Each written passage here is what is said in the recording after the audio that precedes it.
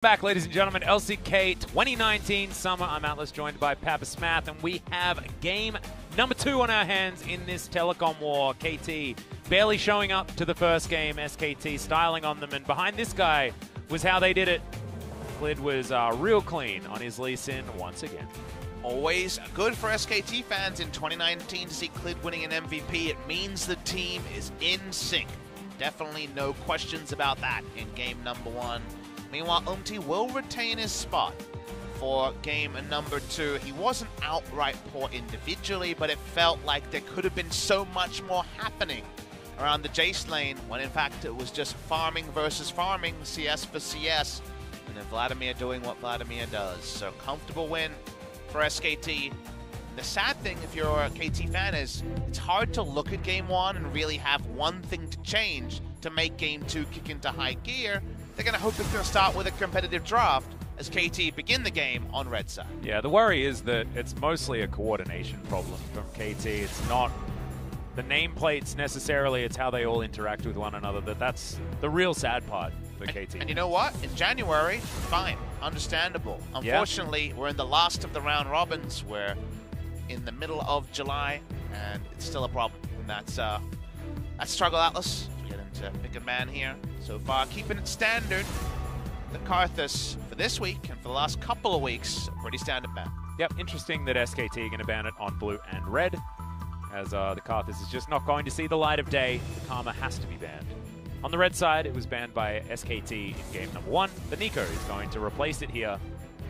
Don't play with the hearts of SKT fans. They know exactly how good FLICKR is on the Nico. Best we've got in Korea. Love his use of the passive, as we've called out multiple times. Yumi going to be blue side banned here. That can have some interesting ramifications on the bot lane champion pool. I wonder whether the Lux is now going to get looked at for that first pick on SKT's side, whether FLICKR's been potentially playing that one. The Varus to be banned, as Tom Kench is going to sneak through. Tom Kench, Nautilus, Lux, they're the support champions we expect to be played through here. Braum was a fallback choice, but a smart one from SKT because they answered first pick Tom Kench and got a lane lead with what was open. They're the only team still doing this, playing around with the Aatrox first pick. A lot of different ways you can go against Aatrox. Smeb loves to play some Fiora, even if it isn't always opportune. And, of course, the GP has been taken to farm against it, but Aatrox can function as a flex pick from time to time. SK Telecom T1 have not played jungle Aatrox yet in Summer. Yeah, not so much, but we do know that Clid can play it, of course. KT now have the Camille option, and Smeb is going to lock that one in, possibly for himself. But, of course, can be flexed around to multiple different places. And where does UmTi go? With his pickup as well, Sejuani on the table. They could take that Camille Sejuani option if they would like to, but Tom Kench is going to retain his high priority status. So what SKT make of that? You know what we've missed this week, Atlas? What do we miss? Zyra Kahn, just gone. Yeah. I mean, we did have it game 1 KT versus Kingser, right? They managed to win with it, but otherwise, can't play that at all. Put it away. Yeah, Kiana, no, not going to happen. Luxiver is open. Yeah. Could definitely be picked up here on blue side. And Lux Ezreal also available. They would like to take that one as well. Very dominant lane. I think Sivir because of the Aatrox synergy for team fights, and I actually like the burst lane more, but Ezreal would be a takeaway from the Tom Kench, so it's kind of the thought there. You're not as worried about Kalista from Prey this game because Kalista and Kench don't have the greatest synergy, so I think you just go with the very obvious, yep, these guys can team fight as a squad. They'll go Sivir. Now it's on KT Rolster. Probably going to be AD carry responding from B to D. Yep, take a flex solo laner, but no. Looks like the Camille synergy is now going to be opted in for, and they can ban the Sylas if they would like to. I like this. What are your 2 jungle bans? Because Sylas is the obvious one, but then it's like Lee Sin or Trundle, you know what I mean? So the Trundle for the 1v1, but not as worried about Trundle because you can try to play around him and his poor gank assist. Needs a lot of help from the lanes to really get a lot out of the pillar. Sylas is the freebie. The second ban here from UmTi is an interesting choice. Yeah, Clid has been moving towards things like the Xin Zhao, of course, did have that horrible game, but that was a while ago now. Had a better one to back it up eventually on the Xin, so that's important. Most recent. Wants to be able to punish the Sejuani in the earlier stages of the game, or maybe just farm up alongside, as the Ashe is going to be banned against Prey, deny the Glacial synergy. What it means for Azir in this draft, because it seems inevitable someone will play it. Yeah. Fits SKT's team fighting very well, but it could fit KT as well. Zia, Corki, both open. Well, where's the final ban here? This is the question you were asking. Which jungler is going to hit the bench? And the Trundle, like you were talking about, is going to be taken away. So SKT will definitely consider putting Clid back on Lee Sin. They go for the matchup ban. I feel like this matchup hasn't been working more often than it has been working, just because people have been going into Halo Blades, people have been playing around. If Sejuani ganks and Trundle's not there, and for a counter gank early, doesn't even matter if the stats are stolen. So, yeah, that is the one they decided. Between the Lee Sin and the Trundle was probably the decision. They're going to ban Kalista anyway, because among Prey's most played this season, if you look at Prey, Xayah, Kalista, Ezreal, and then we're getting to kind of Sivir and others, is okay, we're going Prey Jinx in this game. Deft will not be the only one to have Jinx as a sometimes food. Well, Sungyun as well is among that, but now Prey's going to join their ranks. Azir, like you were talking about, is going to be looked at from SKT. Azir Lee Sin would be the most by the numbers draft. Yeah, that is about as SKT as you could possibly get. You cannot get any more SKT than Azir Lee Sin, but why not just play by the numbers? Because by the numbers SKT is way better than by the numbers KT in 2019 summer. Yep, I absolutely agree with you. They are going to lock away the Azir. See whether your wish is granted, but it's not my wish, it's my acceptance. Yeah, your expectation. This is also along those lines, as the Jarvan is thinking about being picked up here. 5 seconds to go. Effort, we'll see whether they lock that one in as Clid. Doesn't look like he's quite made up his mind. 0 seconds, and there it is. J4. BDD, just do it. Just do it. Zed or bed. Let's go. Let's go. I mean, I would love it. I would really love it. They don't have any magic damage, but I would still love it. And BD's the only one who plays Xerath into Azir. Do we finally see it? This was the old Xiaohu special, but oh man, the Zed and then the Xerath, which was cool, and now, well, Zoe.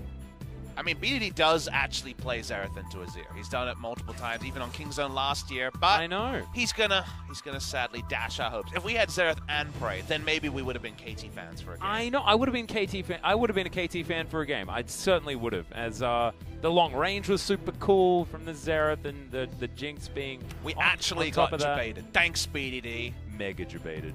You went from Zed Xerath to Zoe. I mean, at least it's the right sounds. Is it though? 11th game in his pro career for Prey on the Jinx. Definitely the Cogmore man, right? More than the Jinx, but 6-4, so a positive win rate. Might be brought back a little bit in this particular game. SKT by the numbers, but not quite Lee Sin in the place of Jarvan. Jarvan trying to use his ult as a Jinx flash button, but Lee Sin can also get the 2-for-1 kick, so that was kind of the debate between the jungle picks against the Jinx. Prey on Jinx seems risky this season, Atlas, because his usual smart positioning has been at a bit of a premium. Hopefully we get a bit back of a dial back to previous seasons when the Prey Twitch and the Prey Jinx could have been potentially hop-off champions. Yeah, the positioning god himself of days of yore, of course, in his Rocks Tigers days, they invented the Juggernaut, and that was all about Prey being in the right spot, being able to right-click people to death. I do like the Jinx pickup here. It's what Def decided to do this season also, is the Jinx into Sivir. Very old lane counter matchup. You can outrange the Sivir relatively effectively and still wave clear alongside her as well. So, 2015 analysis that you and I talked about. We're bringing it back. The little black book of 2015 shows up in 2019 summer. It's still effective. It's shown up a lot more than I was expecting to, but here we are. Game number 2 of the Telecom War.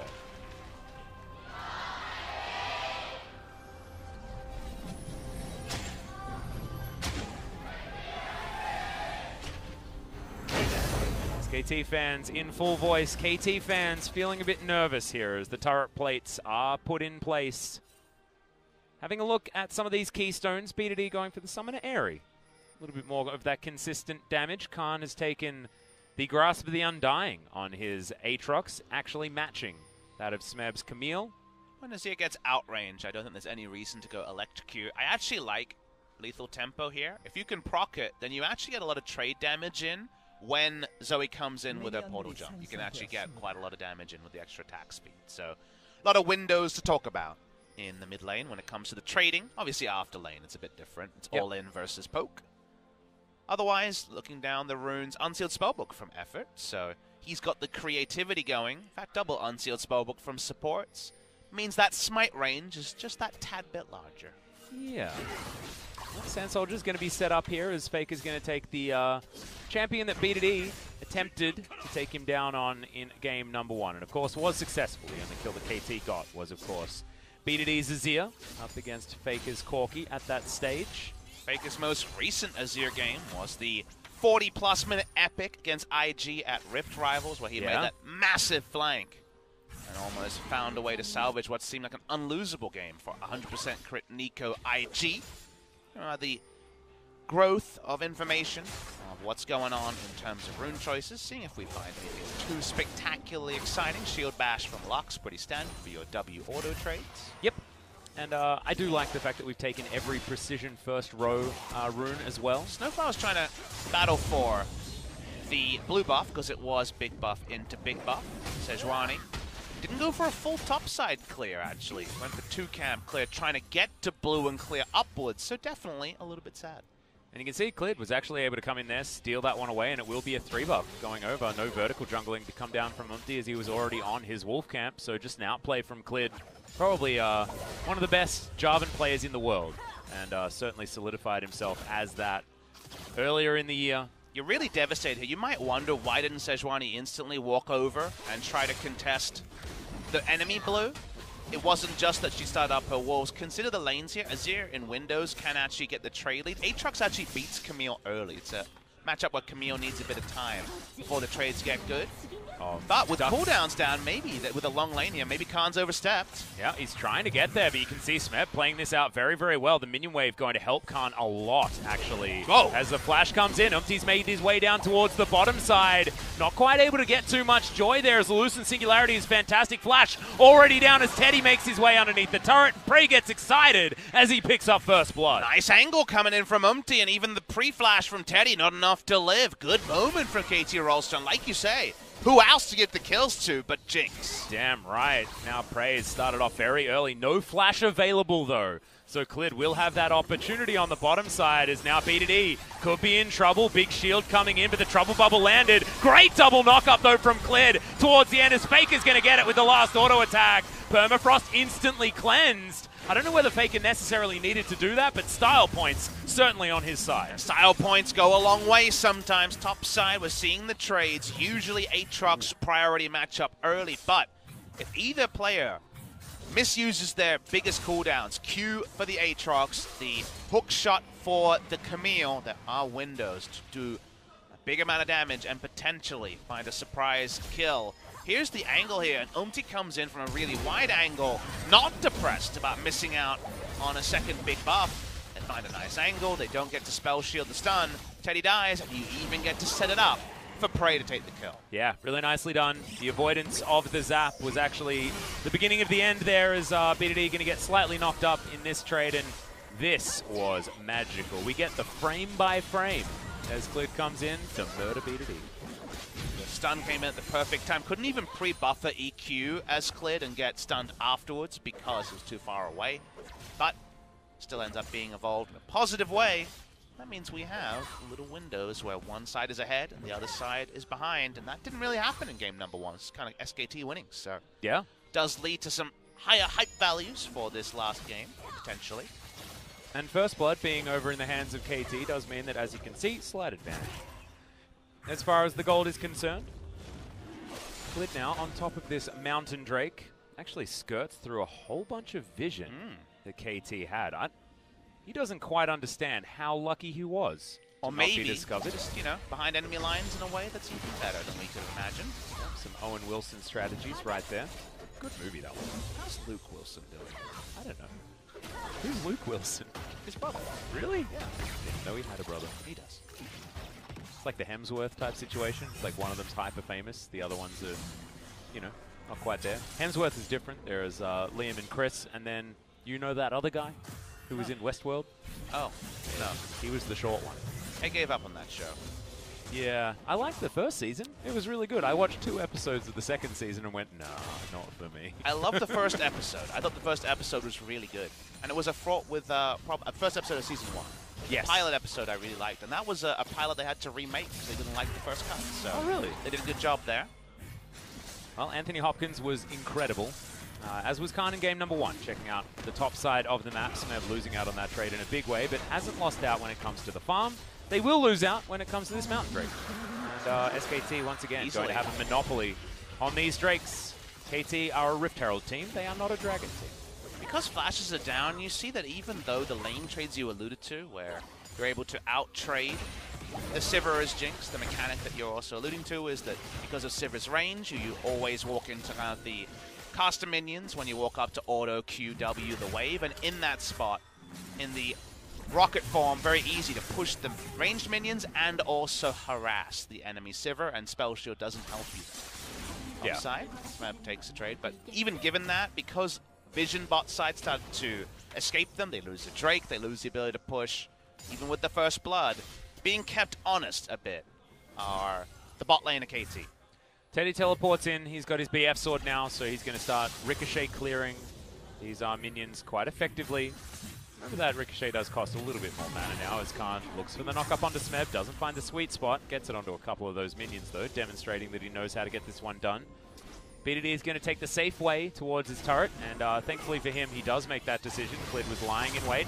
Alright, special Zoe delivery system. Good knock up there onto BDD as well. He steals a smite, but that ain't going to get anything done. FLICKR, very, very low. Cataclysm gets the flash out of UmTi as well. And SKT may lost first blood bottom lane, but they are destroying the mid lane. And what a delightful play that works on multiple levels. The fact that effort was there to shield and potentially support the turret dive. The fact that it was level 6 on Clid and only level 5 from UmTi. Everything on every level comes together.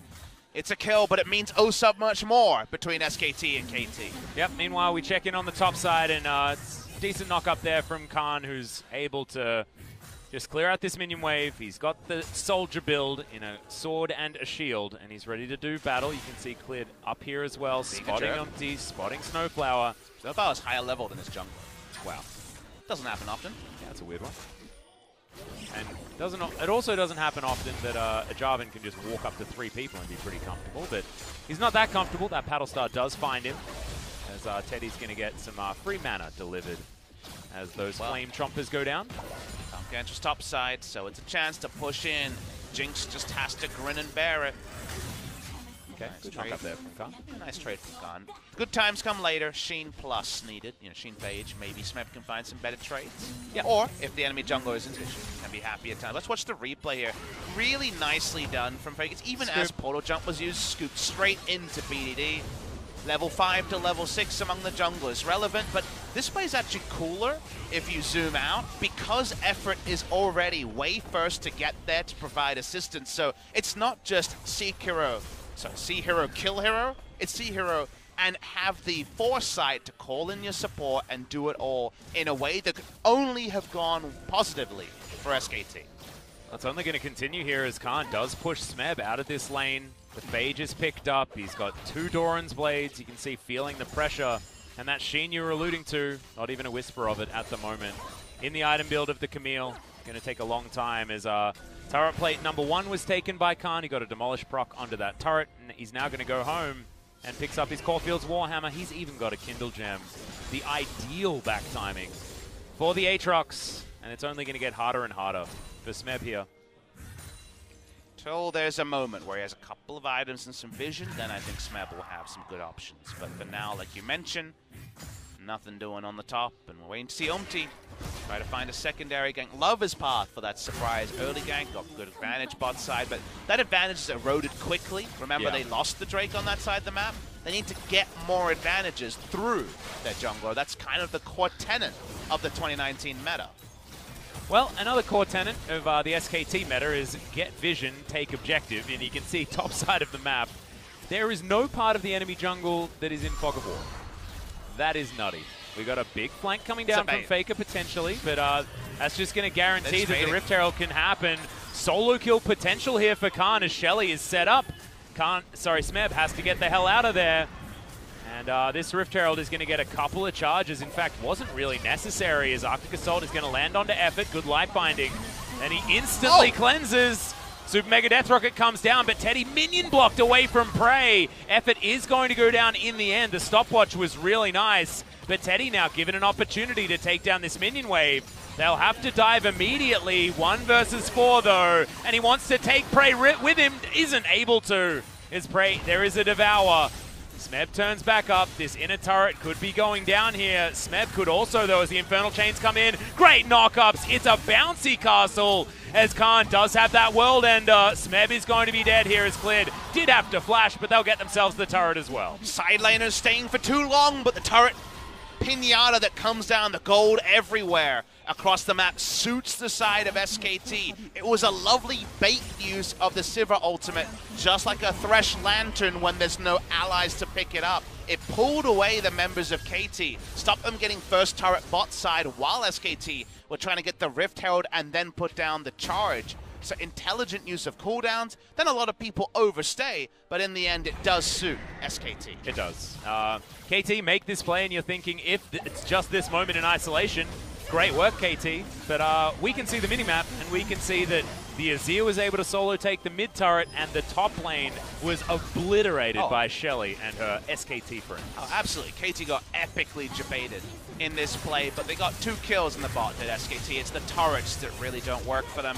Watching the replay here, Smeb tries to find a timing to really ultimate him through the maximum amount of damage. He does his best, but it's not going to be enough to actually get away from 2 members after the Infernal Chains armed. He was in trouble. The overall gold lead only grows from that play as SKT, they want their last piece of business around the map. Well, Clid is just going to say, no. That is my blue buff. Goes over, just smites it. All too easy. Vision is actually cleared here from KT, and they get a lot of value out of that ward. There you can see the very southern end of the river. It's not going to mean that KT can stop this Ocean Drake from going down, though. And SKT will be able to get every Drake so far this series. Continuing on into game number 2. Ocean, not exactly the highest priority. Lucent Singularity spots out KT moving on forward. So now, after all of that control they had top side of the map, they move it towards this bottom side as only 13.5 minutes in. They're not going to be too worried. Okay, Trouble Bubble is going to arm onto Clid. Too much more is going to happen there as BDD picked up a Super Soaker that was lying on the ground. SKT trying to outdo themselves. Remember, it was a 13 turret plate game earlier this week. It's 11 this time. Kahn starts the chase. Jarvan's on the way, and Smeb, you know, he's probably dead. He dodged a lot of stuff, but I don't know whether he's dodged enough here as Smeb does have the ultimatum available, but who's stuck in where with who is the real question. Smeb is just going to be taken down very easily by the Aatrox.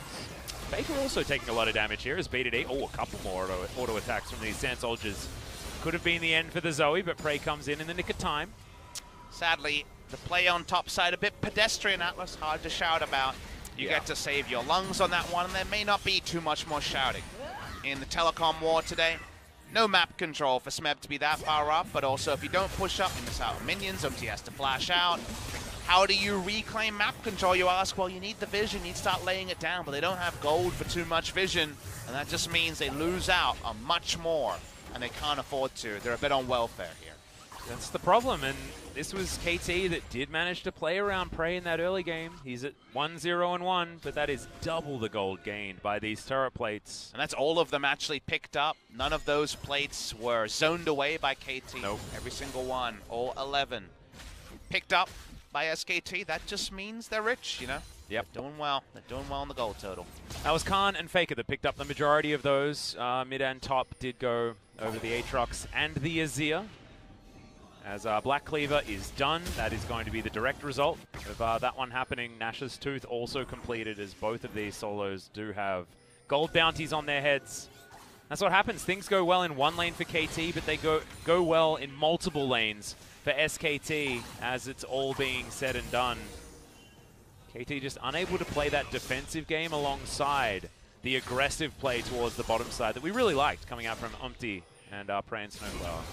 But that was like kind of the only play from the entire series where KT Rolster actually put it all together. I think every other moment, there's been a gap in their playbook, whether it's micro, macro, or even in other ways, it just felt like they haven't been able to put it together, whereas SKT have kind of put in a consummate performance. Like, this is a very SKT series from when they're in form, but because that form is recent, you still have to say a significant uptick continues for them in the post-Rift Rivals era. It kind of plays into what we were mentioning, because a lot of people were asking me, as the Trouble Bubble does hit here onto FLICKR, a lot of people were asking me, what's wrong with SKT when they're on their losing streak? Very fair question to ask about. No, hold the point. Well, maybe it's a Glacial Prison that's the problem, but Clid says it's absolutely not. He's going to be able to put the piggy in the Cataclysm and then EQs his way out. And SKT now kind of wishing that KT had him hung around, as B2D does have that Paddle Star set up. Finds Kahn with it, actually. Really good aim on this Zoe. Of course, B2D, one of our premier Zoe players. Underneath this turret, FLICKR does have the Sand Soldiers now. Trying to force the set TP up and ready to go. Exactly right. B2D down to half health. The World Ender in there. Kahn immediately exhausted as UmTi's going to go golden. And FLICKR just wants to take down this turret. Is unable to as KT use the teleport. Get Smeb in here. And they are going to be able to defend. And that's smart from SKT. They don't necessarily have to dive, but they have to get the TP answer. And that's what they get. So all teleports on cooldown after that, only maybe for some spellbook ones available. They can back away here. The moment Aatrox TP's down and Camille has a TP advantage, forcing Camille to teleport is a huge primary objective as she's about to come into her Trinity Force timing. You never want to leave her free time to potentially run the lane and run the game with how much split pushing and potentially dueling you can do as 2-item Camille. It's only 1 item. 2 second items come. Yep, and also Infernal Drake in 30 seconds time, so getting that teleport advantage away from KT will mean that SKT can move themselves to more of an option there. Especially when they're the one moving first already with all the objectives they've already claimed. Yep, and what it sort of benefits reactive play as well, having that teleport available. That is a reactive tool. You just have Smeb on a side lane, and so now not going to have that option. KT going to have to play around this Infernal Drake, but 8 seconds, and it looks like KT not going to have that opportunity. In fact, SKT are here stealing away this blue buff yet again. X-Tech Ultimatum comes in. Smeb just going to flash out of it, though. Bit of a disaster here for KT. And once again, it's the communication that we have a big problem with. Trouble Bubble not going to be something that they can utilize, as Lucent Singularity stops any of KT's members from moving forward. B2D with the portal jump. Meanwhile, on the bottom side, there's the flash in. Cataclysm. Everyone put in the baby cage. Huge knock-up now from Kahn as he's diving in onto the KT members. Huge scoop as FLICKR picks up the Tahm Kench. He'll make that a Smeb sandwich as well, as he's eaten well tonight. That is going to be huge damage, huge kills, and SKT will take an Infernal off the back end. Biding their time. It looked like a one-way ticket from Clid, but it's because FLICKR had pushed the minion wave and was ready to push KT Rolster further to the brink of the 2-0 victory to SKT. They can follow up the minion wave. This one's been prepped nice and early. It's coming out of the kitchen red hot, and it's looking damn tasty. Yep, this is certainly a cook and show, Papa Smithy. We're seeing what they prepared earlier, and it's looking real comfortable here from SKT. Tutorial style, as Clid is the only one necessary when it comes to taking down this Drake. They'll have their cake. They will eat it too. Are we hungry? We're making a lot of food references. As okay, Effort is in position. FLICKR shifts some sands, gets himself out. Clid already here, looking for that knock-up. Actually doesn't go for it just yet. The flash used very late. UmTi threads the needle, and Clid says, well, Pigeon Man, I'm sorry. You're on your own, and he's able to get out. FLICKR not so lucky. Clid tries to body block as much as possible, but FLICKR will go down for 1-1. That means that Baron is about to spawn, and you know what? There's worse arguments than running at Baron and seeing what could happen. UmTi's low health, but do they just YOLO it? The answer is no. Yeah, UmTi doesn't have enough of a health bar to work with there. 2 items done for both of our 80 carries, checking in there. Slightly better ones there for Teddy, as you can see. Essence Reaver as well as the Infinity Edge. Wants to get himself some attack speed, but right now, if he's able to get a few of these sneaky autos into a team fight, the Ricochet is going to be really hurting. Watch the replay here before we go over some other relevant items. Watch the map, the mini-map, which is what I was watching to start. FLICKR this entire time while they were posturing and have been pushing the minions, and the ult from Clid all in is to buy time to just use the ult for damage, not pushing him into his team, trying to push as many for damage. Kahn able to follow it up. Don't need to mince words anymore because you can see them just take them down. Budget Tahm Kench available with the Mikhails done by Lux. Yep. And that window for KT to look at Baron seems like it was going to be a window shopping moment for KT. Yep, not an option there as Smeb. His teleport is coming up a little bit later than Kahn's. As we mentioned earlier, that teleport advantage that KT did have was given up, and now SKT are going to have that looming threat of the teleport available for themselves. SKT will have sole vision of this Baron area, but they will need to sweep out that ward. Pesky one. Cleanses up, so SnowFlower wasn't as risky walking up to that area. Trying to get those deep wards we know all about. TP flank from Kahn, about a minute 20 away from being threatened. A lot of teleports around the map coming up roughly the same time, but like you say, maybe a 20 to 25 second lead for SKT. FLICKR can do it over the pit and scoop away UmTi, remember? Yep. SnowFlower doesn't have Smite available with his spellbook. Nope. Effort doesn't either. Smeb's making his way in, but Kahn has found him. The Baron's just going to go down, but can SKT actually find a team fight as well? We're now talking about what SKT can get on top of the things they're already getting for free. And isn't it nice they can take a Baron like that was risk-free despite it being 21 minutes and everyone up because of how they approached it, the fact that Azir could goaltend and also do plenty of Baron damage. Delightful Baron on the side of SKT, and creative item choice by Clid. He has a frozen heart with no health behind it, really. And he's 008. That's 100% kill contribution, delivering all of that money to his team. Good guy Clid. His Jarvan is fantastic. It continues to be so as FLICKR just decides he needs to take a bubble. Why did he build a frozen heart, I wonder? Because there's a Jinx on the enemy team. Sure, but the item is non-standard, and it's just Jinx. Not, I mean, Camille attack speed is sort of relevant, sort of not. It's kind of a peculiar item choice here. Another one. Usually you see a Knight's Vow or some health or something like that. Frozen Heart's kind of strange. Let's have a lot of CDR on it. Yeah, I guess so. Maybe he thought he was playing TFT? I think it was very much I was building some parts of another item, and I was like, ooh, I could finish this. Yeah. Kind of moment. Perplexing. I don't think it's actually going to have very much sway on this game. 10,000 definitely gold is the lead as 23 minutes on the clock means that, yeah, SKT are pretty far ahead. You'll need to be a genius to figure that one out, and KT now making the desperation play towards topside. Kahn has the World Ender, but it's not the same one that it used to be. Oh, the World Ending is over here. Yep, they are certainly trading up on this one, as 2 inhibitors will be traded for the Aatrox's life. And get your worths in the all chat. I think I heard Kahn from here say, "Remember me!" Yeah, exactly. As he died alone on the top side. His flash wasn't up, but he didn't need to flash. He had already done his job tanking aggro. One of the sub-jobs of any SKT top laner. We've been through a few. They all know. Yep. Not going to be defecting this time around, though, like UmTi tried to.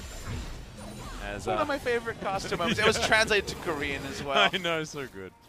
What was he playing at the time? Was he playing? Cho'Gath. I think it was Cho'Gath, yeah. Ah, good times. Let's watch a rip. You know what? Yeah. This is going to be in KT's highlight reel for the next hey, match they there play. We go. This is another don't look at the mini-map option. Hey, they'll also have the first blood, bottom side of the map. Yeah. Look at us doing the jobs of the highlight guys. I feel bad for that guy. I know. Yes, Jin Air and KT highlights. I know.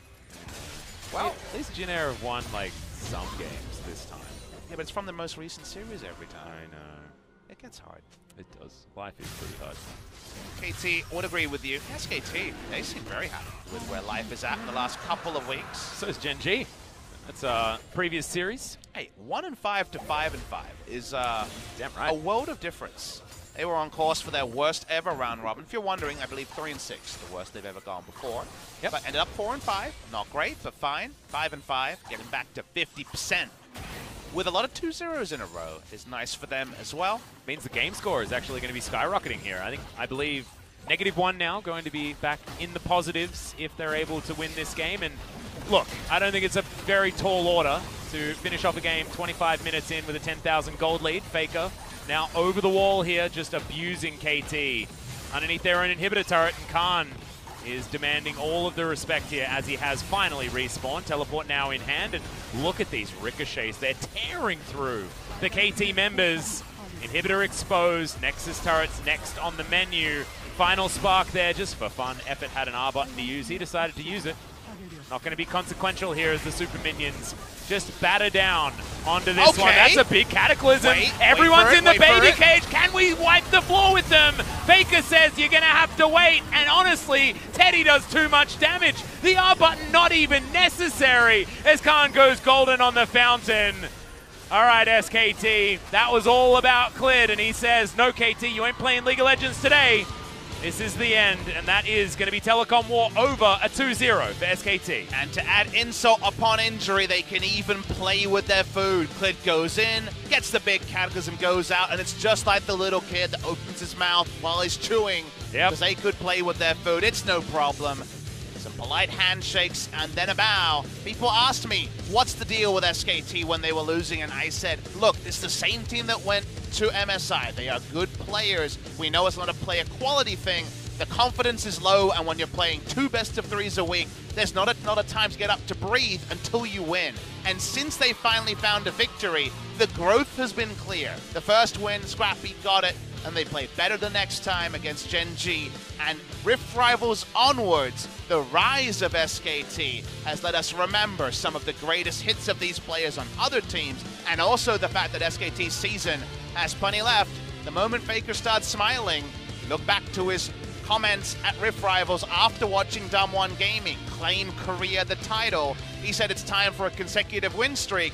They're already at 4. Yep, they have been piling on the promises when it comes to these win streaks, and so far they've certainly delivered. That's 4 in a row now. UmTi there, a little bit bemused here as KT. A whole lot of problems to fix. This gentleman here on your screen right now has been a liability in the past, but Kahn played really well today. It's one of those things where you look at Jin Air and KT and everyone is ready to like dunk on players. Be like, X is the problem, Y is the problem. Yeah. Just like when SKT is losing, it's Mata into Kahn, into FLICKR, into Clid.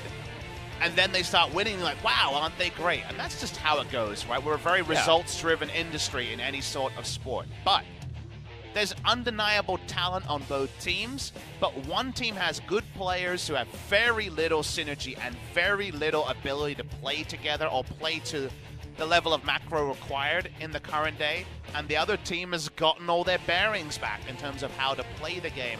And that's the difference between the two teams we could identify as effectively laymen compared to players that play 8 to 10 hours a day. Why aren't we seeing UmTi and Smeb combo together? We're seeing them, of course, chat very vocally on our screens. There's a lot to be done on the side of KT, but not a lot of time left to do it. Yep. Let's have a look at this one again. I was waiting for the Emperor's Divide. I think all of us were. Well, you know what? They didn't even need it.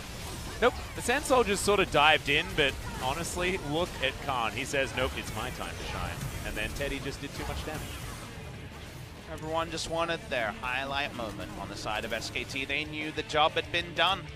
Very, very simple victory for SKT. They played very well. Their side was strong, but it's another victory for SKT where you just sit there and you're like, how good is SKT? I still can't tell you. I can tell you they're internally consistent. A lot of their kind of weird laning phases or weird drafts have been moved away. They've been very, very solid with Zephyr and Coma at the helm on that side.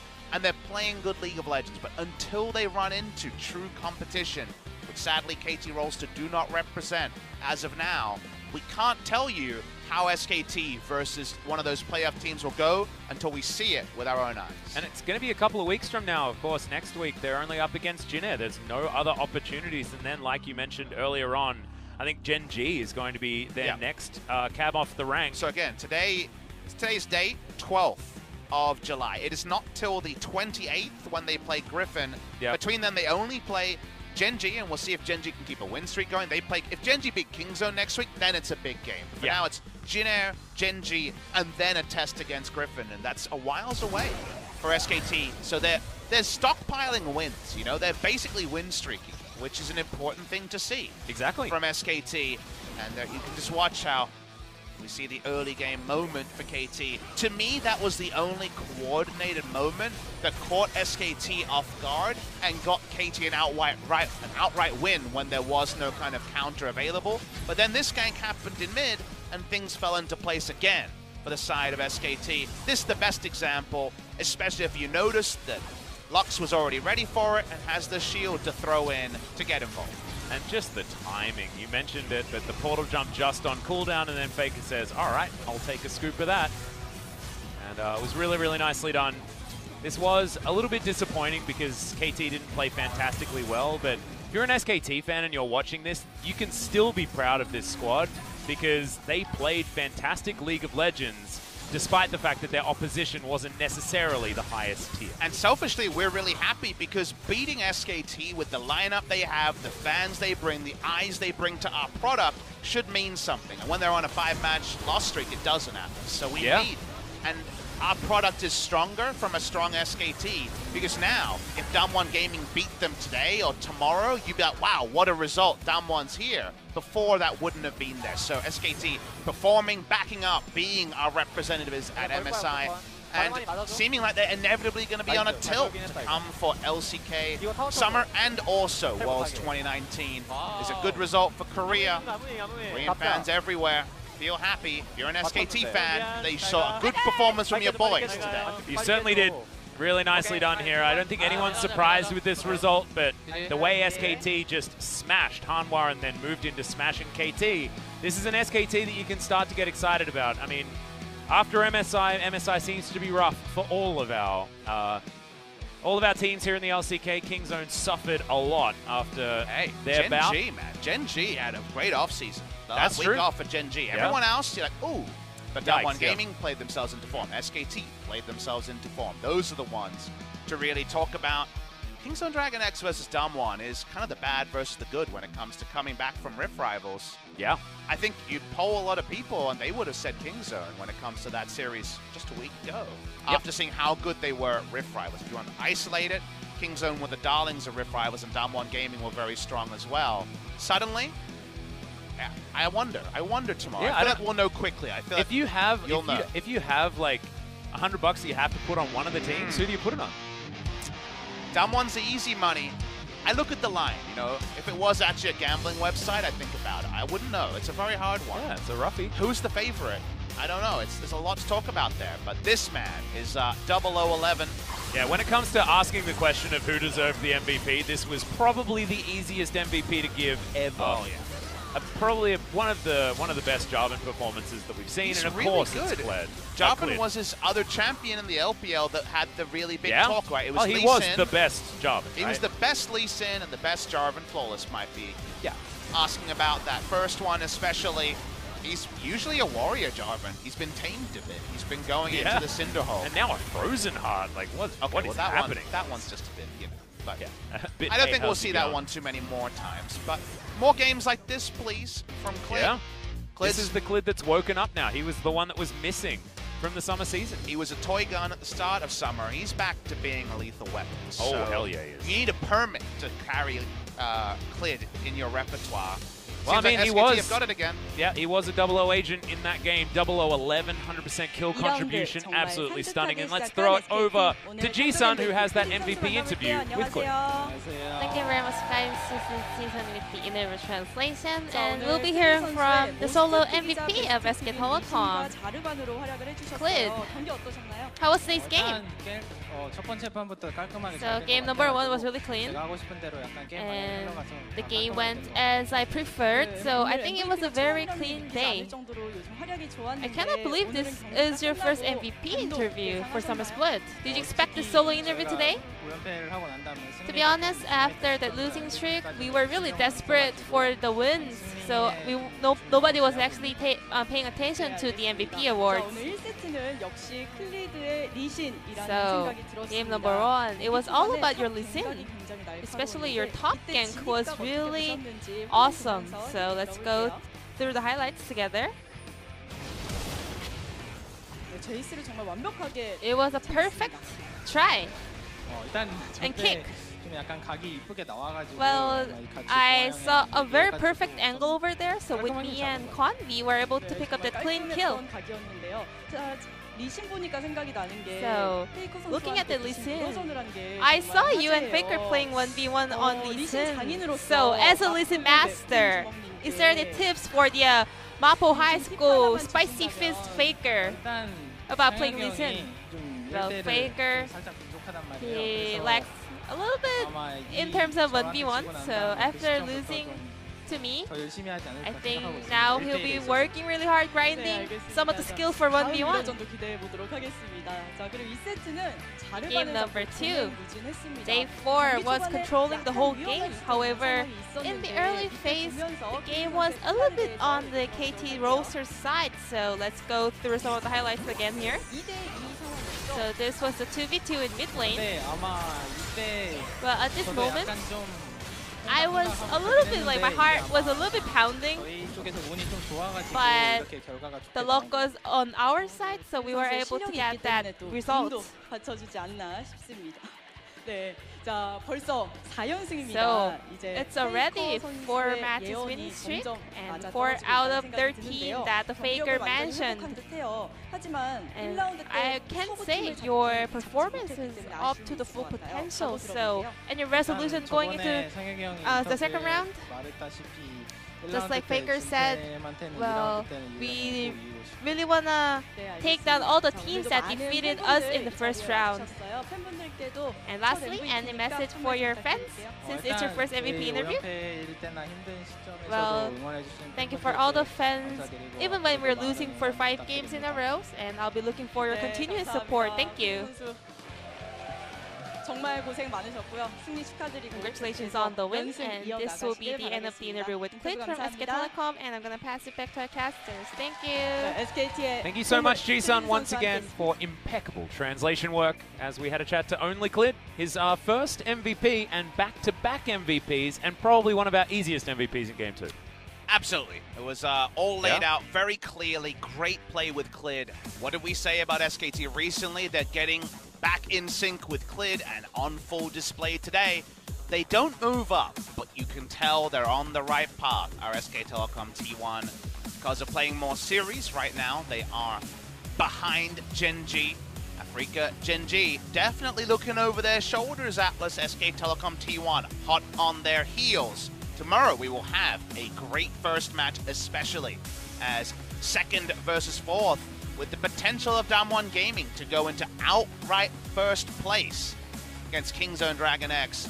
We actually had a chance to look over schedules, and I must admit, Damwon Gaming have the mouth-watering one. Oh, yeah, they do. They play Kingzone into the one team they can just never beat in Griffin, and if they win both of that, that means that the hardest 2 opponents, perhaps, for them in the first round, sorry, the second round robin are over, and it might just be plain sailing for arguably our new favorites. Yep.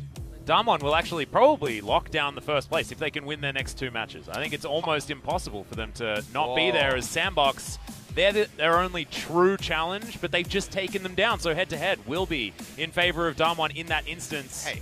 We've just seen, you know, some of the best names start to fall down in summer. Let's not give Damwon Gaming for sure carte blanche to beat everybody 2-0. They should, because they're a young team and potentially... No, I agree. But I'm just saying if... Oh, I agree. Then, damn. I know. 1. No. That was too much. Okay, sorry. We did so well for 2 days in a row. Did we? Yeah. We've had some horrendous We've been so puns subtle today. and beautiful. Everything I say is just Papa Smoothie everywhere. Yeah, no. And you failed there. Yeah, okay, I apologize. It's all me. I think the next day as well, we've got a FLICKR versus Griffin and then Hanwha versus Gen G. So we're going to be doing a lot of deciding as far as that a FLICKR or Gen G, very close 5th place position. Reality checks abound, right? Yeah. It's the reality check weeks before the purple patch in the end. Yep, that's going to be on Sunday, but that's it for tonight. Good night, everyone. We'll see you tomorrow.